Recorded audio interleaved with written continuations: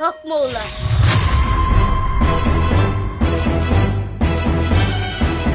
নিমা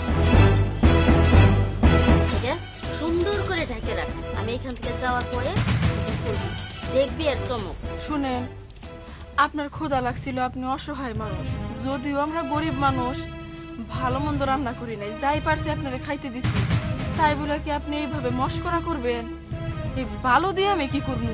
ওরে মূর্খ, এটা ভালো নয়, আমি যাওয়ার পরে এটা খুলে দেখবি। কি মা, এই বালু দিয়ে লোকে